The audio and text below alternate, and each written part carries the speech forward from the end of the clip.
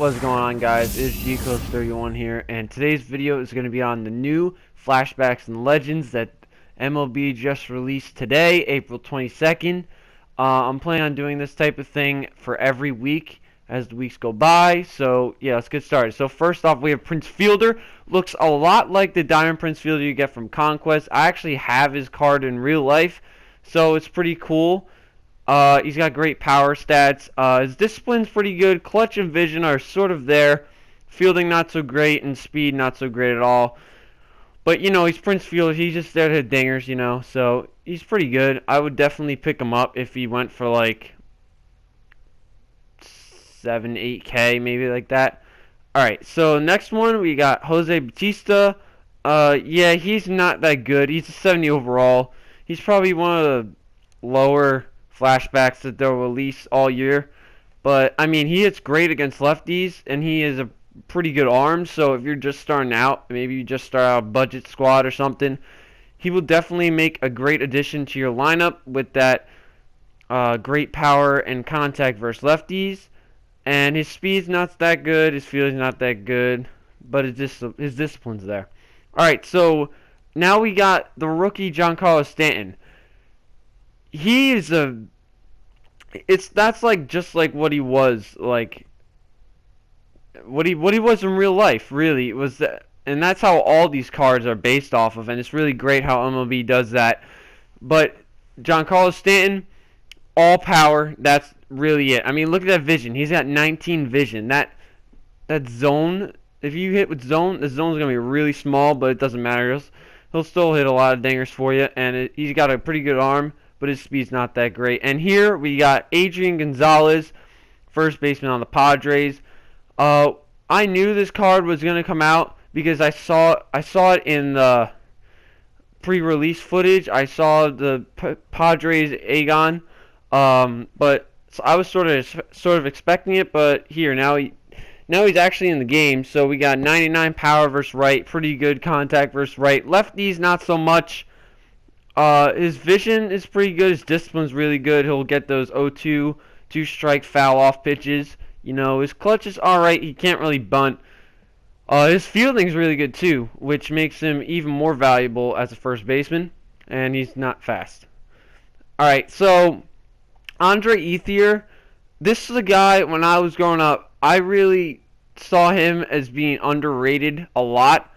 Not a lot of people looked at him, but I mean, certainly the Dodgers fan base did, and some other people did, but me and some of my friends really didn't. Like, we were like, who is this guy, this Andre Ethier guy? Maybe it was just me. Maybe I thought he was underrated, but he's a beast. Like, look at those stats. 84 contact, 90 in the mid-90s, power against righty. Lefty's not so good, but he's got pretty good vision, discipline, and clutch. Can't bunt.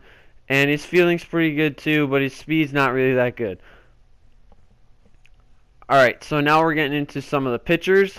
Right now we got Flashback Max Scherzer, sorry.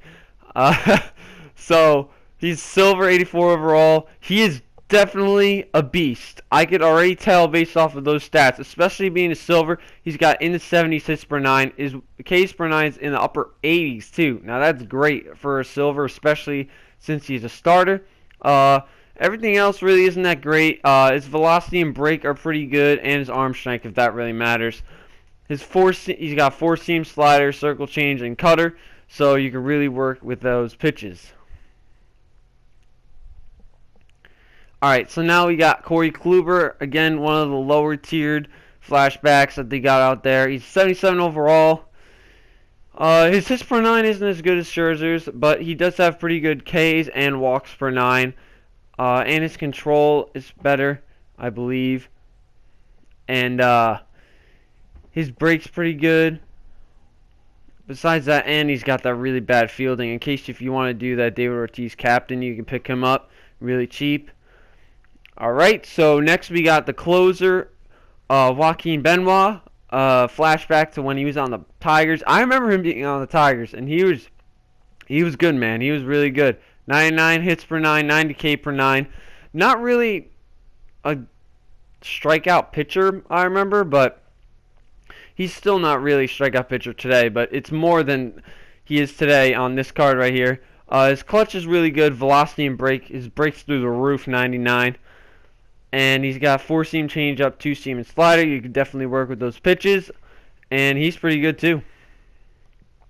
Alright, so now we got one of the best cards ever to come out. That will come out in this game, and it has ever come out in past years. That is Miguel Cabrera, the flashback to when he won the Triple Crown back 2 years ago. If you watched him, like, I'm like speechless on how good he was. He like led the league. If you're a Triple Crown winner, you led the league in home runs, RBIs, and batting average. It was also hits instead of home runs. So hits, RBIs, and batting average, and that totally reflects that season right there. He's got all upper 90s and everything. He's definitely worth it. Alright, so the last guy we got here today is Louis Tiant. I don't know how to pronounce his name, but he's got a knuckleball, and that basically makes him worth like 20,000 more because he's a gold too. Hits per 9, alright. For a gold, you should have at least mid 70s hits per 9.